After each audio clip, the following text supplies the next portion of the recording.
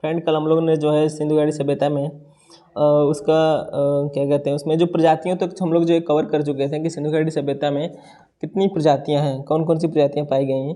तो हम लोग जो यहाँ पर भूमध्य सागरीय हो गए, फिर से अल्पाइन लोग हो गए, फिर से जो मंगोलाइड लोग हैं, इस लोगों को जो हम लोगों ने को पढ़ा था, फिर समझा था।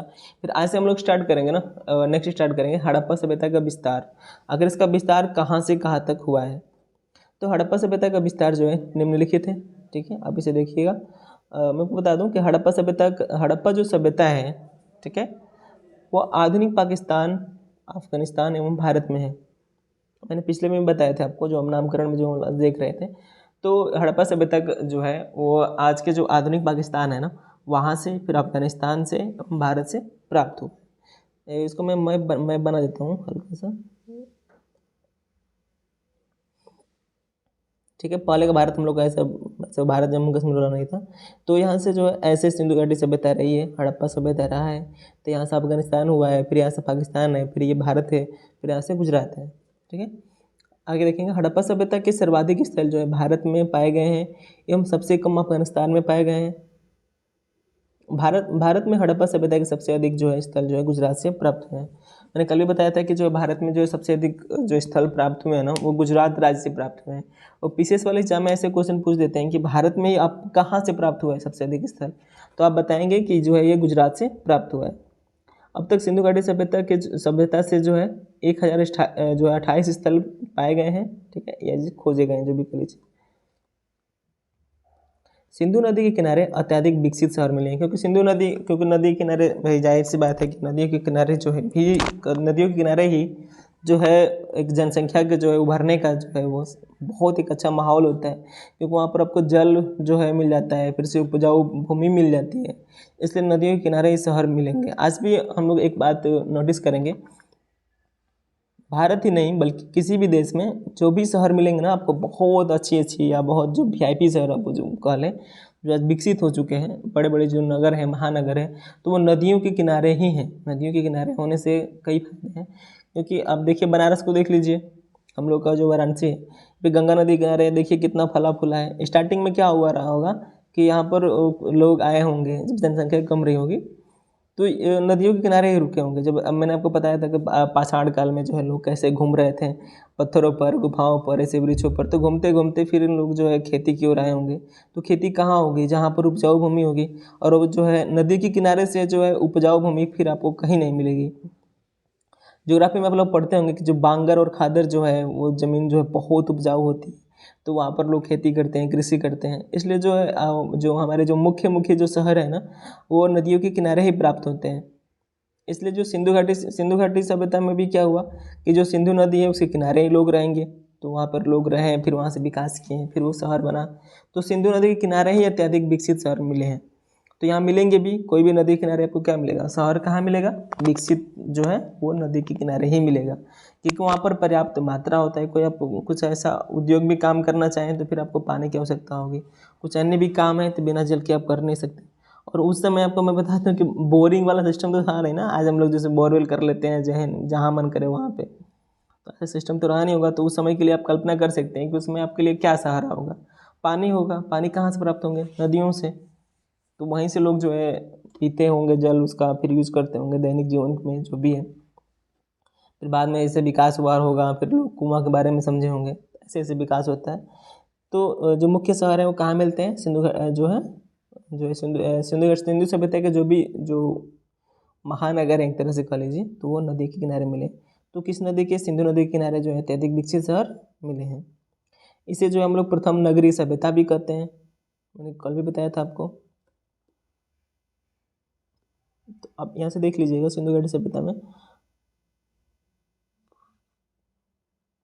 ये जो मैच्योर फेज का जो मैंने यहाँ पर एक मैप रखा है, ठीक है। मैच्योर फेज, जब जो सिंधु घाटी सभ्यता जो थी एकदम मतलब मैच्योर फेज पर थी अपने, तो यहाँ से आप देख सकते हैं कौन कौन सी जो है। हड़प्पा हम लोग का यहाँ स्थल है, ठीक है। फिर आपसे आपको मोहनजोदड़ो मिल जाएगा। देखिए मोहनजोदड़ो, ये जो है सिंधु घाटी, सिंधु इंडस रिवर, आपको अच्छा मैं रिवर आपको मैं समझा दूँ यहाँ पे क्या क्या रिवर कौन कौन सी रही हैं। तो देखिए जो सिंधु घाटी, जो मोहनजोदड़ो है जो सबसे मुख्य नगर माना जाता है सिंधु घाटी सभ्यता का, तो वो जो इंडस रिवर दिख रहा है ना आपको, इंडस रिवर, इंडस आर बना हुआ है, तो इसी के किनारे जो है मोहनजोदड़ो आपको दिख रहा होगा कि यहाँ से जो है यहाँ पर शहर जो है विकसित रहा है।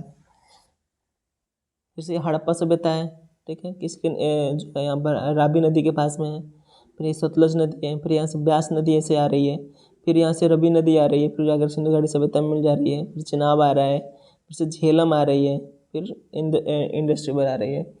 तो फिर इसलिए जो है सिंधु घाटी सभ्यता में जो है मुख्य जो नगर रहे हैं वो नदियों के किनारे ही पाए गए हैं, क्योंकि यहाँ पर उचित विकास के जो है आपको सामान जो है मिल जाएंगे जिससे आप विकास कर सकते हैं। ये घग्गर हाकरा पार्ट है, इसके बारे में भी हम लोग आगे पढ़ेंगे।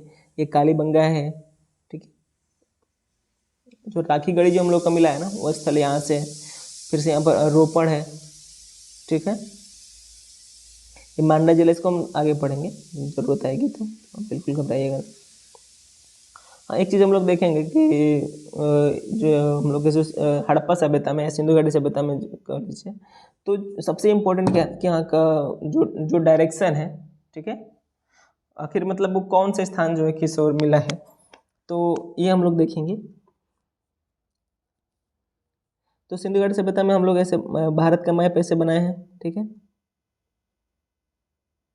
तो ये हम लोग का ये हो गया, सिंधु घाटी सभ्यता हो गया। तो यहाँ से हम लोग एक मैप खींच लेंगे। इसी मैप में मैंने जो इसको रखा है, तो सबसे उत्तर में क्या है, सबसे उत्तर में जो है मांडा है, ठीक है, सबसे उत्तर में मांडा है, और ये कहाँ है तो जम्मू कश्मीर में है। और सबसे जो पश्चिम दिशा में कौन सी है तो सुदकांगडोर मिला है स्थल है, ये बलूचिस्तान के जो है पाकिस्तान में स्थित है। नदी कौन सी है तो दास की नदी है यहाँ पर। फिर जो है सबसे हमारा जो है दक्षिणी स्थल है जो यहाँ पर मिला है वो है वो जो है दायमाबाद, ठीक है, गोदावरी की सहायक नदी प्रवरा के पास। फिर से जो है यूपी में एग्जाम पूछता है कि जो उत्तर प्रदेश के जो है हमारे मेरठ में, ठीक है, यूपी होगा यहाँ पे, तो यूपी के जो मेरठ में जो यमुना की सहायक नदी एक हिंडन नदी है ना, उसके किनारे हम लोग को जो एक स्थल मिला है जिसका नाम है आलमगीर, ठीक है ना।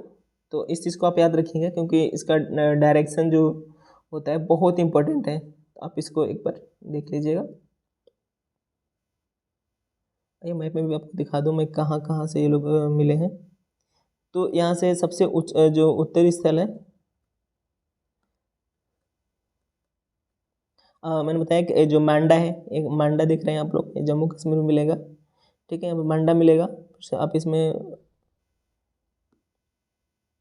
फिर से सुदकांगडोर मिलेगा यहाँ पर सबसे जो है, यहाँ पर देख सकते हैं, यहाँ पर मांडा मिला है, ठीक है, मांडा है, फिर यहाँ पर सुदकांगडोर है, फिर यहाँ पर आलमगीरपुर में मिलेगा।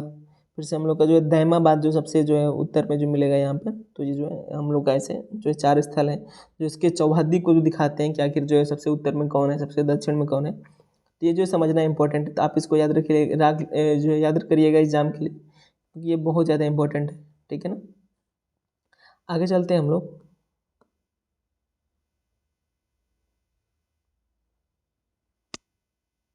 हड़प्पा सभ्यता के स्थलों में, ठीक है, एक चीज़ इंपॉर्टेंट है, हड़प्पा सभ्यता के स्थलों में केवल 7 को ही हम लोग जो है पूर्णतः नगरों की श्रेणी में रख सकते हैं। इसके बाद क्या है ना कि जो भी आपको मिलेंगे सब वो गाँव मिलेंगे। तो पहला जो है मोहनजोदड़ो है, कालीबंगा है, बनावली है, धौलावीरा है, लोथल है, फिर से चौंदड़ो है। हड़प्पा सभ्यता एक नगरीय सभ्यता थी, लेकिन यहाँ से सबसे अधिक जो है गाँवों या कस्बों का प्रमाण मिला है।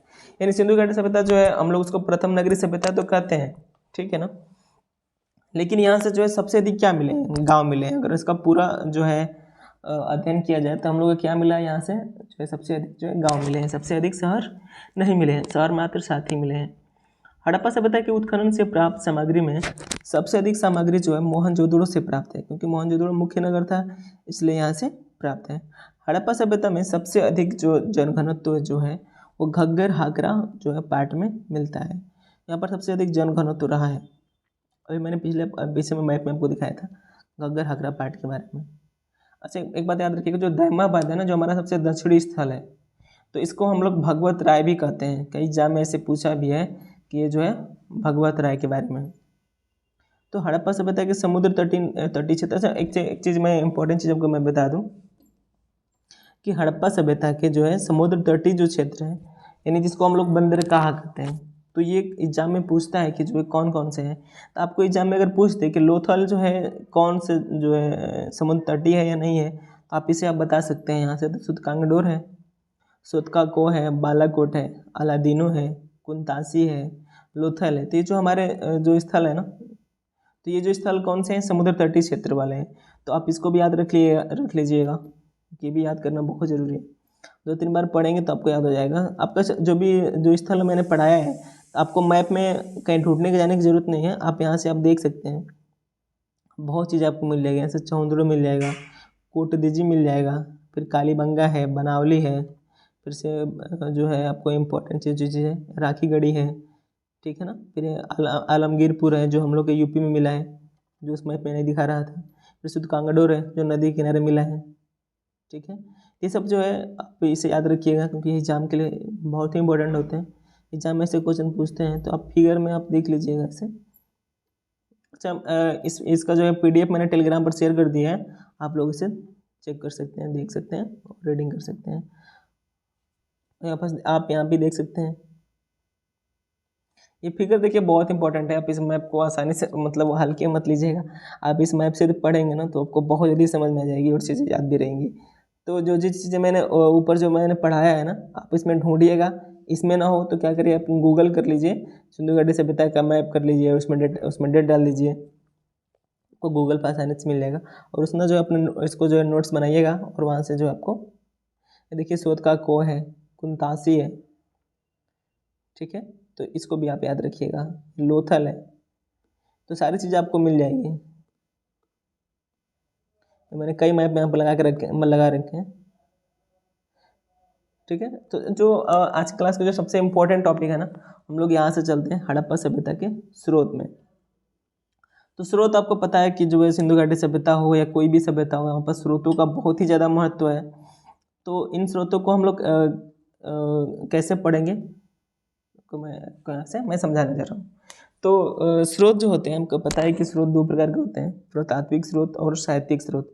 और जो लोग जो स्रोतों के बारे में जो नहीं समझ पा रहे हैं, तो हम लोग का जो पहला क्लास है ना, वहाँ पर स्रोतों को पूरी डिटेल में समझाया गया है। स्रोत के पूरे जितने पुरातात्विक स्रोत में कितने स्रोत हैं, साहित्यिक में कौन कौन से स्रोत आते हैं, उन सारी चीज़ों को यहाँ से समझाया गया है। तो पुरातात्विक स्रोत में हम लोग देखेंगे कि सिंधु घाटी जो सभ्यता रहा है ना हम लोगों का, तो वहाँ से जो पुरातात्विक स्रोत मिले हैं, ठीक है, वो कौन कौन से मिले हैं, बर्तन मिला है, आभूषण मिला है, और ईंट मिले हैं, अन्य वस्तुएं भी मिली हैं। इसको भी हम लोग आगे पढ़ेंगे अच्छे से, सारे शहरों में मिला है। लेकिन देखिए पुरातात्विक स्रोत अगर किसी भी सभ्यता में मिल रहा है और उसका जो है साहित्यिक स्रोत नहीं मिल रहा है, जबकि हम लोग के सिंधु घाटी सभ्यता जो है प्रागैतिहासिक काल में रखा जाता है, यहाँ से साहित्यिक साक्ष्य तो मिले हैं, लेकिन इसको हम लोग पढ़ नहीं सके हैं। और पुरातात्विक स्रोतों से आप क्या कर सकते हैं, अनुमानित लगा सकते हैं ना, कोई लिखा रहता है तो फिर हम लोग को अच्छे से डिक्लेयर रहता है, लेकिन इसको हम लोग सिर्फ अनुमान के आधार पर ही पढ़ते हैं। फिर साहित्यिक स्रोत में भी हम लोग को वही बात है कि जो है इसको हम लोग पढ़ नहीं पाए हैं, अभी तक भी इसको समझा भी नहीं आ सका है। और अच्छा, एक चीज़ मैं आपको बता दूं कि सिंधु घाटी सभ्यता का जो लिपि है, इसको हम लोग पढ़ तो नहीं पाए, पर इसकी जो कुछ खासियत है जो एग्जाम में पूछता है, इसकी लिपि को हम लोग जो है भाव चित्रात्मक कहते हैं। सिंधु घाटी सभ्यता को जो है आदि ऐतिहासिक काल में रखा गया है, मैंने आपको बताया था। तो इनकी लिपि जो है भाव चित्रात्मक है, यानी पिक्टोग्राफिक में है। सिंधु घाटी सभ्यता से जो है दोनों स्रोत, पुरातात्विक स्रोत एवं साहित्यिक स्रोत पाए गए हैं, लेकिन साहित्यिक स्रोत को अभी भी पढ़ा नहीं गया है, ठीक है ना, एक समस्या रही है। अच्छा, एक फिगर में आपको मैं समझा दूं एक बहुत अच्छी तरीके से। तो यहाँ पर आप देखिएगा। अच्छा, इसकी हम लोग लिपि भी पढ़ेंगे अलग से, आपको बिल्कुल घबराने की जरूरत नहीं। तो सिंधु घाटी सभ्यता जो है ना, इसके जो स्रोत में, तो साहित्यिक स्रोत में क्या है, ये फिगर है, ठीक है। फिगर में जो लिखा हुआ यही तो साहित्यिक है ना, ये जो लिखे हुए हैं लोग अपनी भाषा में। अब ये क्या है, किसी को अभी तक अभी तक जो है हमारे इतिहासकार अभी इसको पढ़ नहीं सके हैं। तो आप इसको थोड़ा देखिएगा, फिगर में जो है हर फिगर में ऐसे ऐसे बने, तो हम इसके स्क्रिप्ट को भी पढ़ेंगे आगे। ये देखिए सब लिखा हुआ है सिंधु घाटी सभ्यता में, सब लिखावटें हैं, ये सब मछली उछली बनी है, कुछ ना कुछ बना हुआ है, तो इस पर जो है मोहरों पर जो है इसको उकेरा गया है। सिंधु घाटी सभ्यता में, हड़प्पा सभ्यता में हम लोग जो इसके नगर नियोजन को एक बार पढ़ लें, ठीक है। यह सभ्यता एक शहरी सभ्यता थी जो एक जटिल आर्थिक प्रणाली का परिणाम थी। यह सभ्यता अपने सभी समकालीन सभ्यताओं से उन्नत थी एवं इसका विस्तार क्षेत्र बड़े पैमानों पर थी। यह लोग जल नियंत्रण जानते थे, बांध का उन्नत विकास भी जानते थे ये लोग, जिससे ये लोग जो है बाढ़, सूखा, सिंचाई से आराम से ये लोग निपट लेते थे। सिंधु घाटी सभ्यता के जो लोग थे ना, जल नियंत्रण जानते थे। कि आपको मतलब ये देखने को मिलता है हम लोग को सिंधु घाटी सभ्यता में। जैसे आज हम लोग क्या करते हैं, आज हम लोग जो आप लोग देखते होंगे कि सड़क जो है ऐसे बनी हुई है, तो सड़क में जो है इसमें पास करने के लिए नालियाँ लगी रहती हैं, जो मोटे मोटे जो पाइप होते हैं। तो ये आज ही नहीं हो रहा है, सिंधु घाटी सभ्यता के समय जो है ये लोग हम लोग कर चुके हैं बहुत पहले ही। तो इसमें जो है ये क्या है कि जल का जो है एक तरह से नियंत्रण है, कैसे ये लोग नियंत्रण करते हैं। तो सिंधु घाटी सभ्यता के कस्बों की वास्तुकला को देखकर ऐसा लगता है कि इनका निर्माण उचित योजना के साथ किया गया है। जो सिंधु घाटी सभ्यता के जो गांव भी है ना, तो वो ऐसे मतलब सुसज्जित तरीके से बनाए गए हैं, ऐसा लगता है कोई मास्टर प्लान किया है। मतलब देखने पर ऐसा लगता है कि कोई एक ही बार जो है इन सारे गाँवों को जो है बनाया होगा। ये भी इम्पोर्टेंट है। सिंधु घाटी सभ्यता जो है उचित योजना के साथ बने। इस सभ्यता के सभी शहरों को क्रमशः पूर्वी और पश्चिमी टीलों में विभाजित किया गया है। पश्चिमी टीला आमतौर पर छोटा होता है, जिसे किला क्षेत्र के रूप में जाना जाता है। अच्छा, मैं आपको एक बात समझा दूँ